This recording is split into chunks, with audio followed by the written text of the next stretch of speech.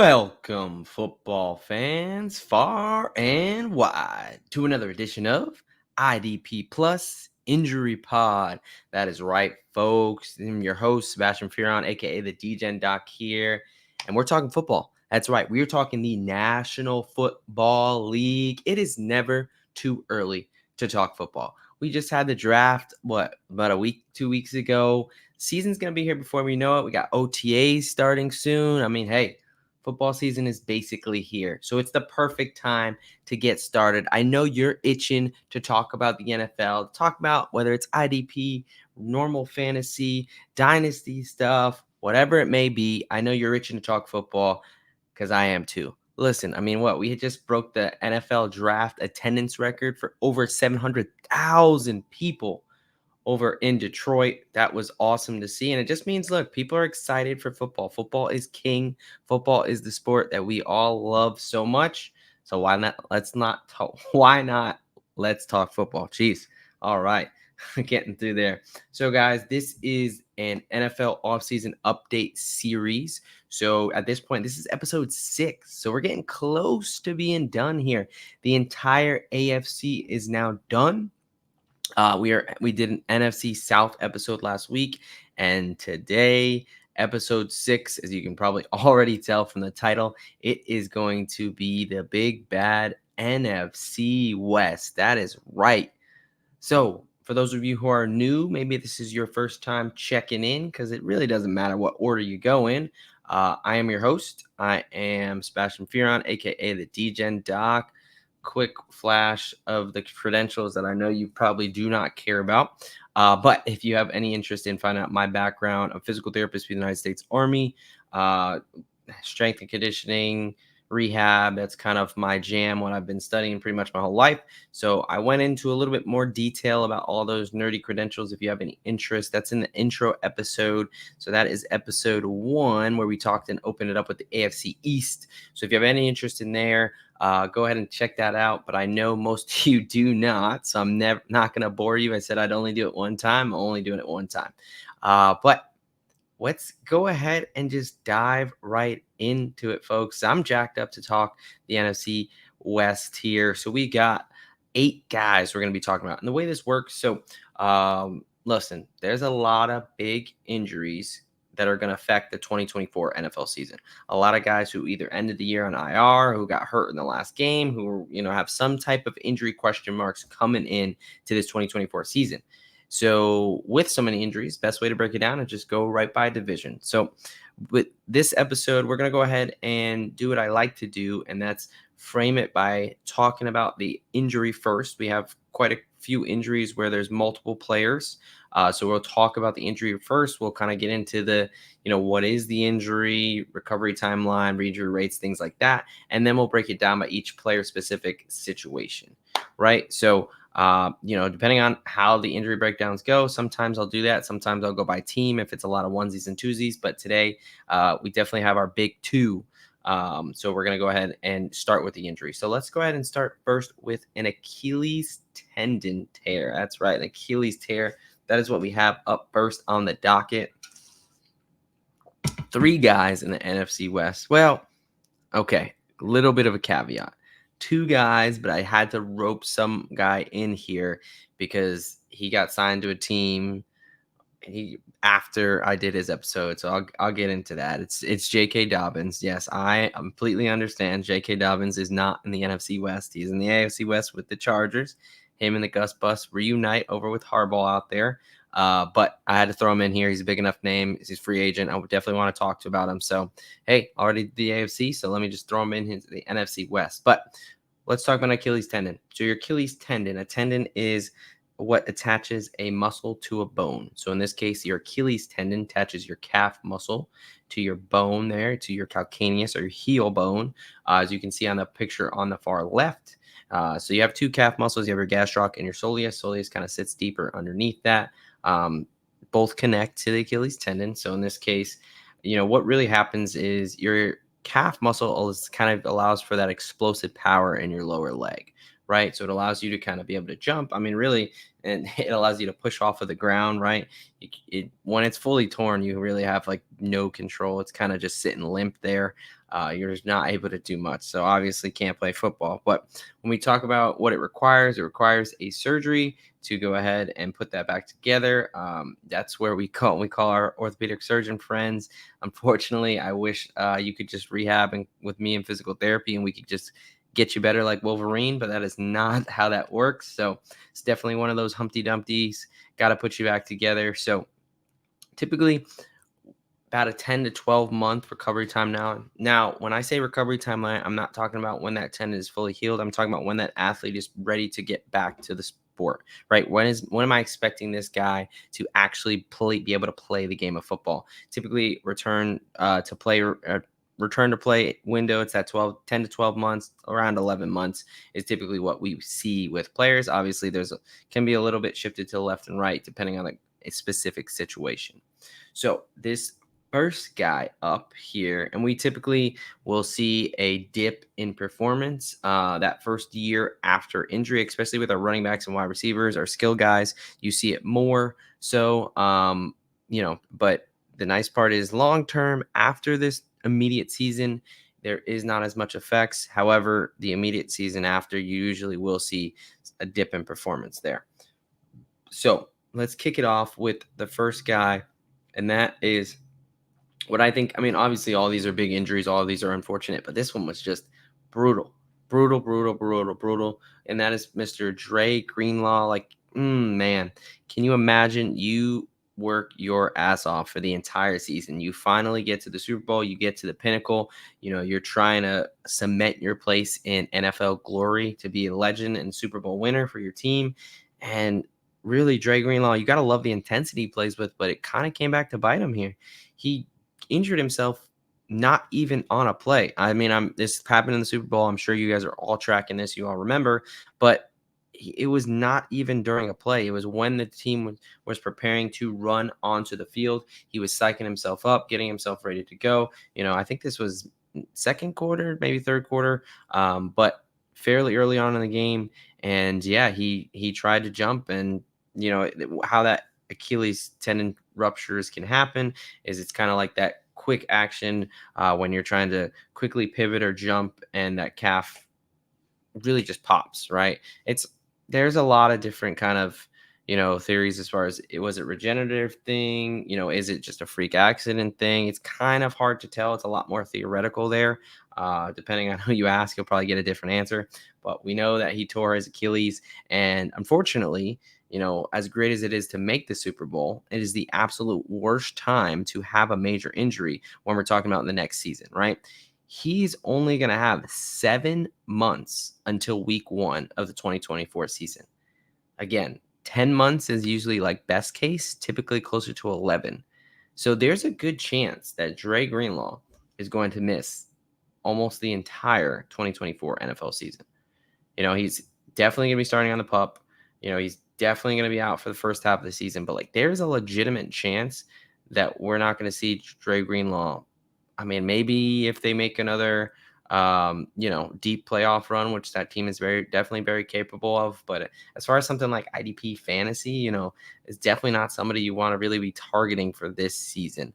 I just don't, even if he does play in the second half of the season, it takes some time. I don't think he's going to be immediately just out there and ready to cause havoc, right? So unfortunately for Dre Greenlaw, with just how late he had this major injury, I really don't see him being able to get back to 100% really by the end of the end of the season.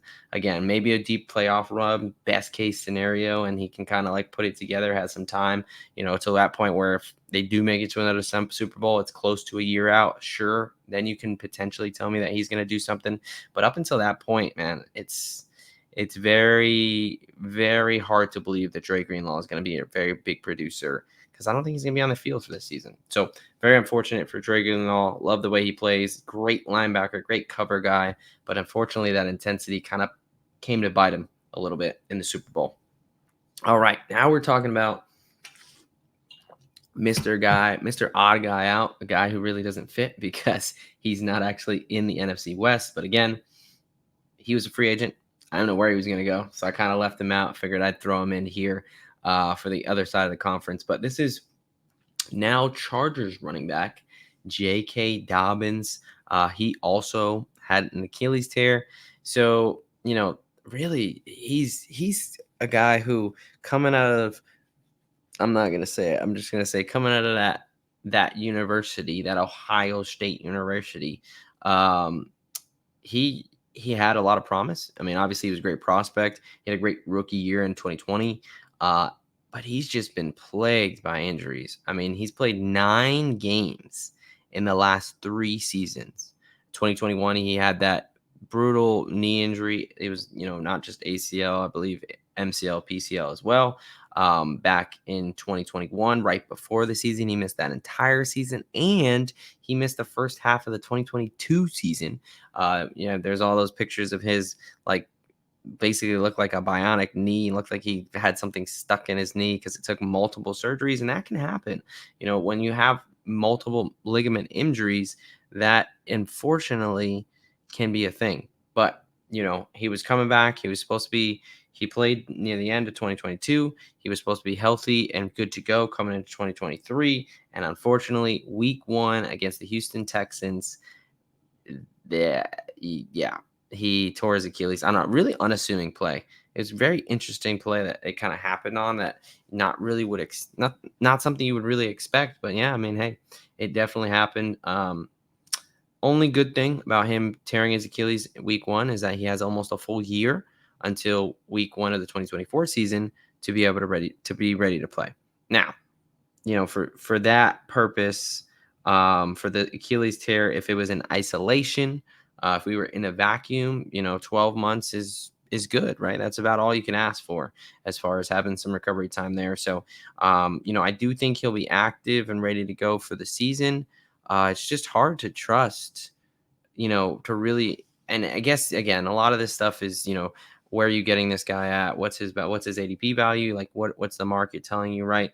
I can't imagine too many people are going to be super high on JK Dobbins, but only playing 9 games in 3 seasons is an absolute red flag. I mean, that's about as red as it gets, right? So I think it's a little bit hard to be super optimistic about JK Dobbins.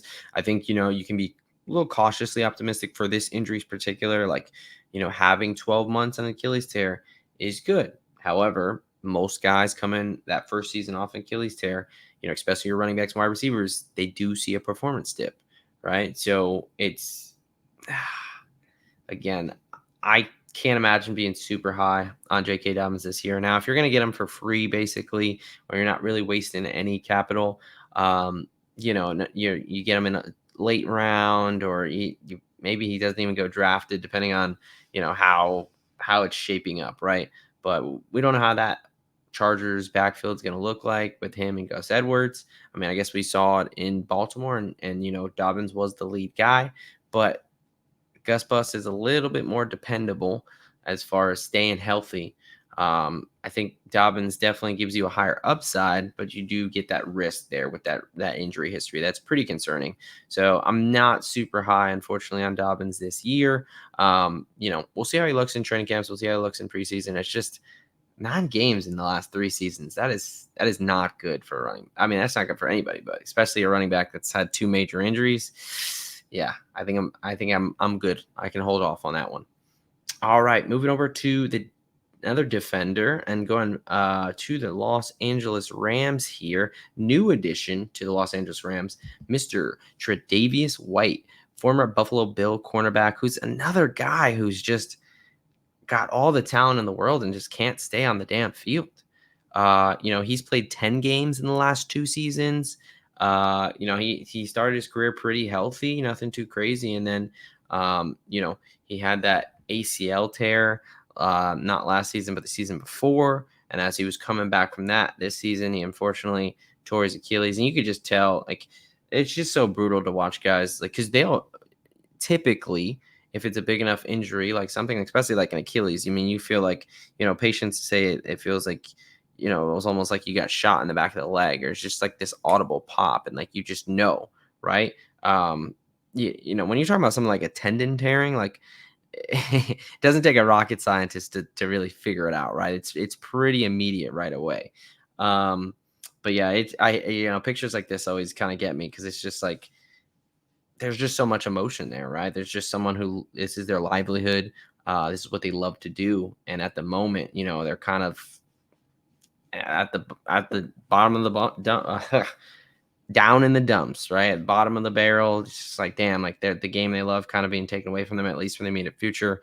Um, so, but this is one of the reasons why I got into rehab, because you take someone, an athlete, an individual kind of at their lowest point. Injuries are a very humbling process. They, physically, mentally can wear on you. But if you can, the goal is to build that person not only to where they were, but to a better spot, right? That's kind of the challenge and the draw to it. So, definitely feel for Tre'Davious White there, but he's going to have 11 months for recovery time there, which is pretty good. He tore his Achilles in early October. A little bit of a similar situation to the Dobbins thing. It's like they're coming right off an ACL tear to an Achilles tear. Like, come on, that's a little bit tough to want to get behind there. I think that, White is a guy that going to a new system, maybe that's exactly what he needs. Being in LA, being able to, because let's be honest, when he was healthy, he was locked down. He was a great player. So, a little bit of a gamble here by the Rams, but if this hits, this could be a really, really impactful injury, not even just fantasy wise, but in that division. I think the Rams are kind of an interesting team where, with Donald retiring, obviously that brings a whole new fold into it. But you got Puka Nacua, you got Cooper Kupp. I think you got some guys on the other side that can keep you in games, and if that defense can have another lockdown corner, a la Jalen Ramsey, hey, that's how they won a Super Bowl, right? So I know you don't have Aaron Donald there, so it's going to be a little bit interesting, but as far as Tre'Davious White and this injury, I think the good news is he should be ready to go by the season, the start of the 2024 season. It's just a giant question mark is, hey, coming off an Achilles tear and an ACL tear just before, how much can we trust this guy to stay healthy? And there's definitely some, with those two major injuries, there's definitely some re-injury risk concerns, not only for those injuries, but for, kind of the entire lower body there.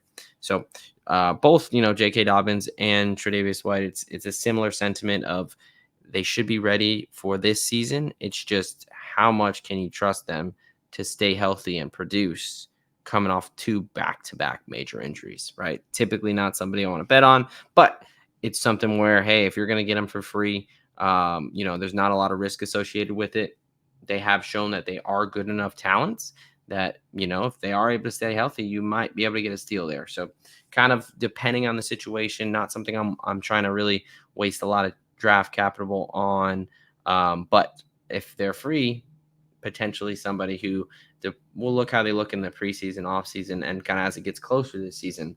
But potentially some guys who've shown they could do it before, and if they just stay healthy, they could do it again. All right, moving on.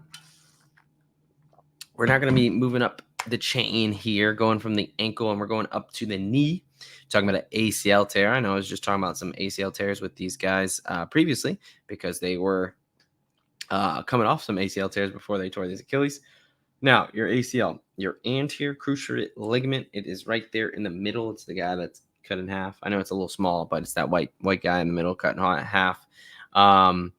Yeah, so what does your anterior cruciate ligament do? It is in one of the major stabilizing ligaments of your knee.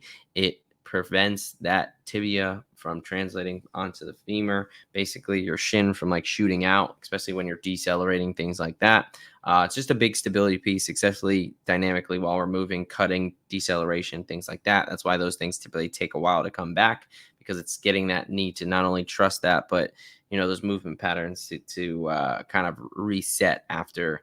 Hey, this is another one that requires surgery. You got to relearn how to walk. It is the whole shebang, right? So ACL tear, typically, again, similarly, a 10 to 12 month recovery timeline. I think that obviously back in the day, this used to be something that was more of a career ender. Now it's, thank you, modern technology, where it's not really career ender, but it's not also a great indicator for that next season. Similarly to the Achilles tear, Achilles tendon tear, will see a dip, especially in your skill player guys. In that previous season, it also has a re-injury risk, not only to the ACL, but to the other side, to the contralateral side or your other ACL, which is always interesting. It's something that when you come back from unilateral injuries, one-sided injuries, there is a big tendency for muscle imbalances or for wrong motor patterns to develop where the body's smart and it's going to find the path of least resistance. But that does not always mean that that's the most biomechanically, like that's the most advantageous thing, right? Sometimes we have to counteract that. And that's why you see a lot of mirrors and isolated work, but just trying to, get a person to understand their body spatial awareness where think about this. So because they talk about ACLs can take up to 2 years for someone to return to their normal movement, right? So especially as an athlete, you are used to moving one way your whole time, right? Take a running back, you've been cutting this certain way, you've developed your running style, you've been hammering this into the ground, you're a professional athlete, you practice this every day, and boom, right? You tear your ACL, and now you have to relearn how to walk and relearn that whole process. So something it took you years to develop, as far as with your nervous system and your kind of that neuromuscular control there, that nerve to muscle system. Now you're trying to essentially reprogram that, right? And that's not always something that happens very quickly. Even if that ligament can be healed, there's a psychological piece of trusting the knee, and then there's also that neuromotor aspect, right? Neuromuscular aspect that comes into play there. So that is your ACL tear. And the first guy up with the ACL tear is safety for the San Francisco 49ers, Talanoa Hufanga. What an awesome player. He is super fun, flies around in the back end there for San Francisco. They really missed him when he was out, having to go between Logan Ryan and the rookie Jair Brown, who kind of both struggled, they each had their own issues. But yeah, he absolutely got juked out of his shoes here by Rachaad White. And this is where he did injure and tear his ACL. Again, it can happen typically when you're cutting or decelerating or trying to prevent your motion from going one way. And, due to a quick response and unexpected reaction, obviously he's trying to respond to Rachaad White here, cutting in the other direction. That ligament collapses and tears. So Hufanga injured himself November 21st, 2023. So he's got about 9.5 months of recovery time until week 1. So a little, typically he's at 10 to 12, but I like guys to have around closer to 11 and a half is kind of that sweet spot. 9.5 is a little early. I'd be a little bit surprised if he came out week 1 and was a full go.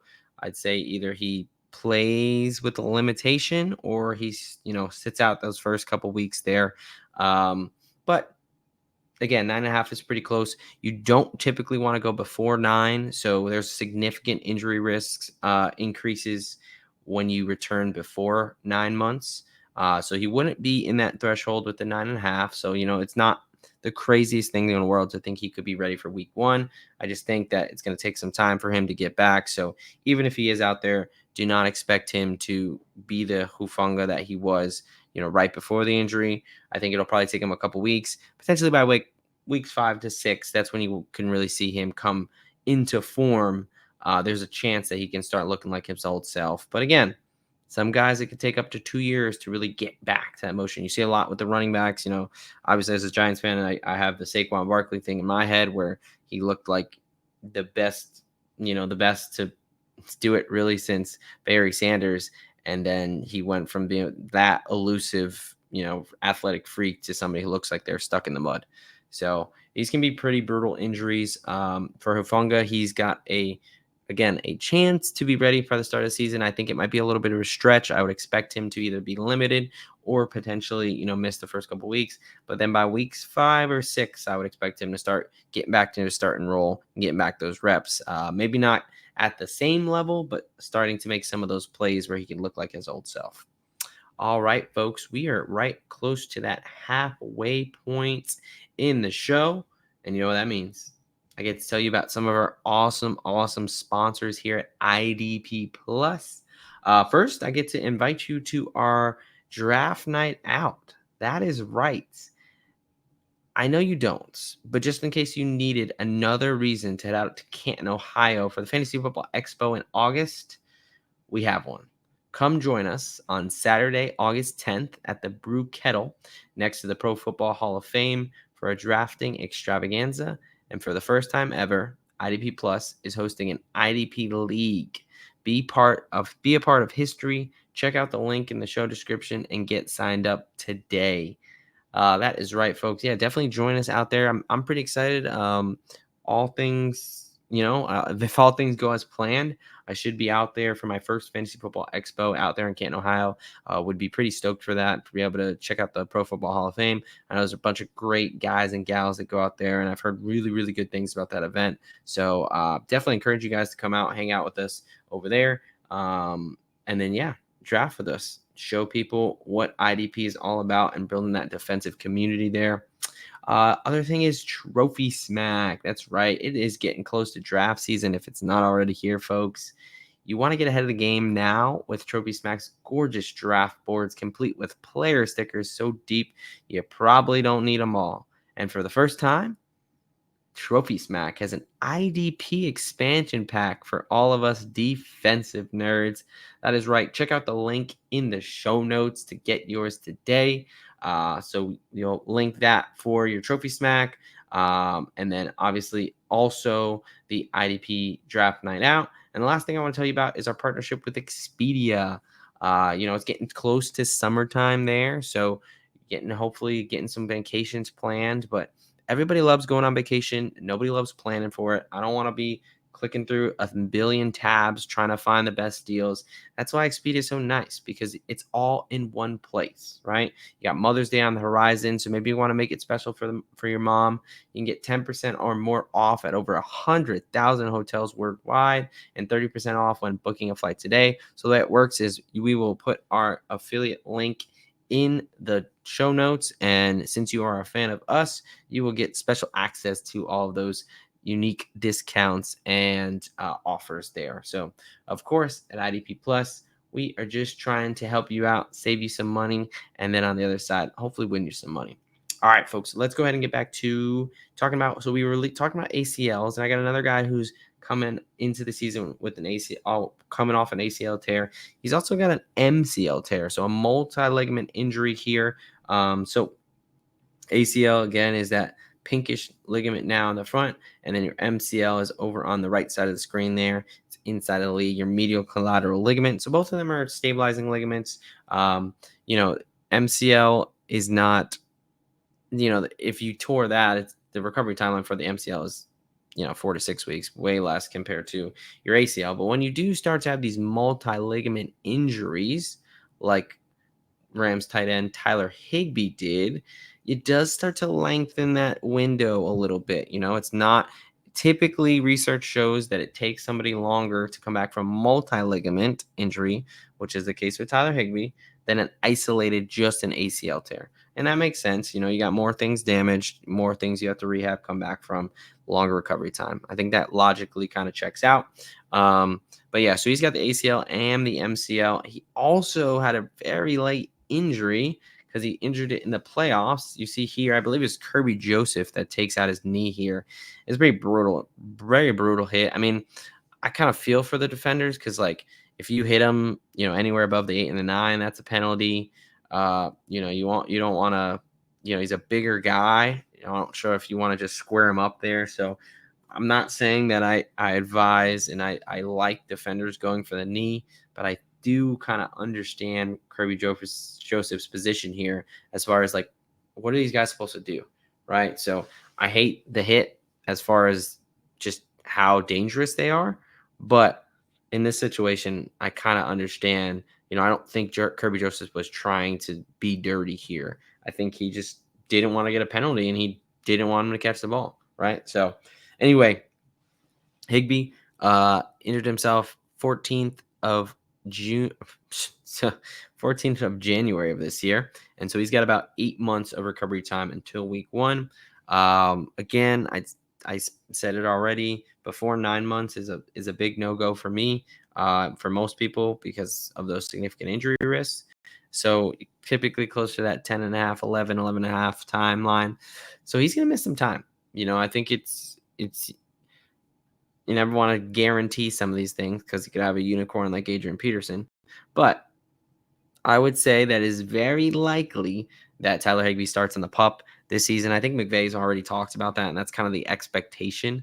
So, yeah, I would not expect much from Higbee the first half of the season. And really, even when he comes back in the second half of the season, I don't think it's going to take him a little while to kind of hit the ground running. I saw they brought in Colby Parkinson. You got Davis Allen there. So it's going to be an interesting spot for that offense, who's been so used to having Higbee there and be a reliable target for them.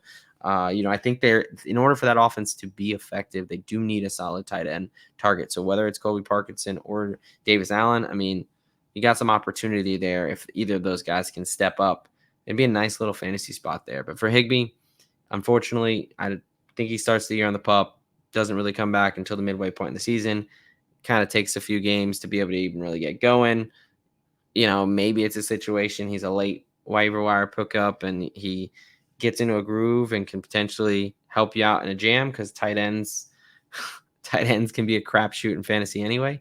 But definitely not a guy I'm targeting or drafting or anything like that with Tyler Higbee. All right.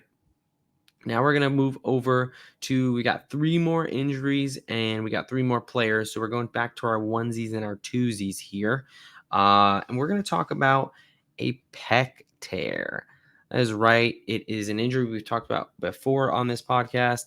As you can see, we got a couple that are going to have some pretty gnarly discolorations, some pretty hey, you don't need to be a doctor to tell me what that is, right? I think it's pretty obvious that's, something's fucked up in there, right? So, so that's a pec tear. What basically the bruising just shows you that, hey, your body knows there's an injury, right? It's trying to rush blood to the area to get good nutrients and to try to help repair it, even though, that's going to need surgery. So what is a pec tear? Pectoralis muscle. You have your pec major and your pec minor. Pec major is obviously the bigger one. It's got a couple different connections, both to your clavicle up top and to your essentially your humerus, right? Sternocostal head. It's got 2 heads, basically 2 attachment points, right? So that means a couple different spots that it can tear. Typically, it is on the sternocostal head, right? Typically, it is the one that's kind of connecting to the arm there. But basically, similar to any type of tendon tear, that tendon can completely tear to where it's no longer connected to the bone, and you have a lot of that swelling and inflammation immediately, and you can get that discoloration, and that's going to require surgery, right? When we talk about muscle tears and tendon tears and things like that, they're typically graded. Grade 1 is a minor injury. Grade 2 is a moderate injury, but it's still attached, as in we can rehab grade 1s and grade 2s. Grade 3 is when it's completely torn off the bone, and nothing I can do, right? I can just get you ready for surgery, and then you got to go see the guys making the big bucks, right? So that's your pec tear. Typically about a 4 to 6 month recovery timeline after surgery. So a little bit, significantly less than your ACLs, your Achilles, things like that. We got a guy here. First Seattle Seahawk on the pod here, and that's outside linebacker Uchenna Nwosu. Hope I'm saying that right. He injured himself October 26, 2023. He's got about 10 and a half months of recovery timeline, which is plenty for a pec tear. So even though, which it makes sense due to the injury, often you typically see this in more lineman type, especially your O-line, as they punch across, and that pec is really important. But same thing with the D-line. They got a hand fight in there. That's large individuals exerting a lot of force, getting some awkward positions, definitely can get some pec tears. They're not super, super common, but in the game of football, they're way more common than they are just out in the real world, right? So, but pretty good news for Nwosu as far as he's got almost double the time you really would need to be able to return to sport. So I think he's going to be good to go for the Seattle Seahawks, and he's going to have a decent amount of time where he can, actually get some reps in training camp and not be super rusty coming into the season. All right. Moving on to another discoloration, funky looking injury, and that is your biceps tear, your biceps tendon tear. As you can see here, very similar to the pec tear, where, hey, oof, that, yeah, probably doesn't look right, right? Probably means something happened. Yeah, you'd be correct, right? Uh, or no, excuse me, biceps muscle tore from the tendon there. So these are pretty gnarly, ones that you can just see. I have the anatomical picture here that can show, like, oh, first picture, everything's all right. And, second picture, it's kind of coming down. And then boom, one of those biceps heads. So biceps brachii, biceps, by two heads, right? So similar thing with the triceps, 3 heads, right? So anyway, biceps with the 2 heads in here, one of the heads is torn. And that's where you'll get all that discoloration, swelling. And again, it requires somebody way smarter than me and way more talented than me to put you back together again with our orthopedic surgeons. Real MVPs there of being able to do that stuff. So typically about a 10 to 11 month recovery timeline. And it's pretty decently long, right? So pec tear is only 4 to 6, but your biceps more closer to 10 to 11 month mark. And especially you got to make sure you're good to go as we see these more so with the linemen as well. Sometimes when you're trying to make a tackle and you extend that arm out, you'll see him in the linebacker level. That's where we have it with middle linebacker Kyzir White for the Arizona Cardinals. Was the leading tackler for them last year before he got hurt. He's really been a very productive member of that defense for the past few years. But unfortunately, on November 19th, he tore his biceps, was out for the year. So he's going to have about 9.5 months of recovery timeline, a little bit less than I would like him to, as far as getting into that 10 to 11 month window. Now, he does have a shot to be ready for the season. However, I think he's also got a decent shot to not be good to, like, exactly ready to go for week 1. We'll see. Some of these defenders and linebackers, they're pretty gnarly. They kind of get out there and tough it out. Obviously, it'll be up to the medical staff and things like that. But once you get to that close to that 10-month mark, 9.5 month mark, it's kind of up to the player if they feel like they can give it a go. So I'd say that he's got a pretty good chance to actually be out there for week 1 and be able to start making plays. We'll see how he kind of progresses through training camp, through OTAs, to make sure there's no setbacks and anything like that. But typically when these guys come back, they do pretty well. So as long as they get that necessary recovery time where he's going to be right up against it there with the 9.5 months, I think that he's got a good chance to have a pretty decent year. I mean, he was a very, very, very productive linebacker for that team. That team's going to be very interesting. They've got Marvin Harrison Jr. Let's see how they look. I think that's Kyler Murray. Hopefully, stays healthy, coming off that ACL tear a few years ago. They're a big question mark. We'll see how Jonathan Gannon over there can get those guys to rally. But pretty optimistic there for Kyzir White. Last guy, another linebacker and a new addition that we're going to be talking about here. But the injury itself is a wrist surgery, wrist dislocation. Now, it's going to be a little bit of broad because the injury wasn't exactly disclosed. So, it's really a little bit of an educated guess. You can call it a swag, a new term I hear it here in training, a scientific wild ass guess. Apparently it's a the military loves their acronyms. So that's one I thought was pretty funny and can apply to some of these things. But that's a little bit of a swag here is what we're doing. But in the X-ray, I'm assuming it was not this gnarly of an injury. This is actually from a motorcycle accident. But as you can see, when we say a wrist dislocation, when something's dislocated, as you probably know, it's just not where it's supposed to be, right? So it's kind of knocked out of place of the joint there. Obviously, your wrist is those your forearm bones are supposed to be connected and sitting nicely on the wrist and the hand there. Obviously, this is not the case where homie's hand is not only off to the right, but also it's just like on top of each other. That's a pretty gnarly, disgusting injury that I'm glad we're just seeing the x-ray of. But typically, again, depends on the severity and the complication, but in most cases, 4 to 6 month recovery timeline. Because I haven't read or seen anything crazy about, and we're talking about Jerome Baker for new Seattle Seahawk Jerome Baker, former Miami Dolphin Jerome Baker.